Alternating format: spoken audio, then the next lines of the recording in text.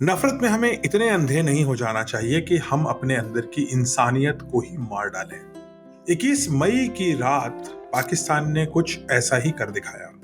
वाकया यूं हुआ कि इंडिगो यानी भारतीय एक एयरलाइन है इंडिगो, उसका एक विमान शाम को दिल्ली से श्रीनगर की तरफ रवाना हुआ। इस फ्लाइट में निश्चित ही तौर से बहुत सारे कश्मीरी लोग भी होंगे। अब आपको ये भी याद होगा कि 21 तारीख की शाम को दिल्ली में एक सडन बहुत ही भीषण आंधी आई और साथ ही साथ ओले भी पड़े और बरसात हुई। ये फ्लाइट अनफॉर्चुनेटली उसी आंधी तूफान में जाकर फंस गई। दिल्ली से निकलते ही पठानकोट आया। 30,000 फीट की ऊंचाई पर पठानकोट में इस फ्लाइट ने एक बहुत ही कठिन मौसम का अनुभव किया। फ्लाइट इधर उधर रोल करती रही। फ्लाइट के जो कंट्रोल्स हैं उनको कंट्रोल कर पाना मुश्किल हो रहा था और उसका ऑटो पायलट भी उसको उड़ा नहीं पा रहा था और इसलिए पायलट्स को मैनुअली इस फ्लाइट को कंट्रोल में लेना पड़ा। एक वक्त ऐसा आया कि ये फ्लाइट हर सेकंड 150 फीट की रफ्तार से गिर रही थी, यानी कि एक पत्थर के माफिक गिर रही थी आकाश से। किस्मत अच्छी थी कि फ्लाइट के जो पायलट्स थे वो उसको कंट्रोल कर पा रहे थे।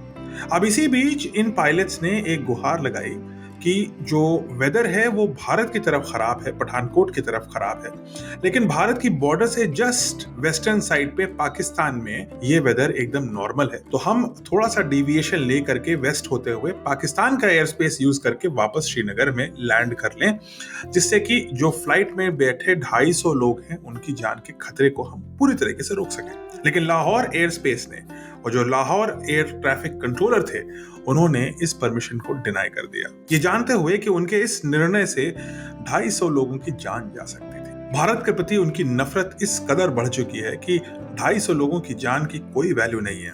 आप सोचिए, अगर ये इंडिगो की फ्लाइट पाकिस्तान के डिनायल की वजह से सिविलियंस 250 लोग मरते तो इसका जिम्मेदार कौन होता और उस जिम्मेदारी का कॉन्सिक्वेंस क्या होता। पहलगाम में 26 लोगों की जान लेने के बाद भी पाकिस्तान अभी भी बाज नहीं आया। नफरत की वो आग जहां पाकिस्तान निहत्थे और निर्दोष लोगों की आहुति देता है, ये नशा आज भी उनके दिमाग में नाच रहा है। ऑपरेशन सिंदूर से उनकी मिलिट्री और उनके टेररिस्ट स्थल तो नष्ट हो गए, लेकिन वो मानसिकता अभी भी झलक रही है।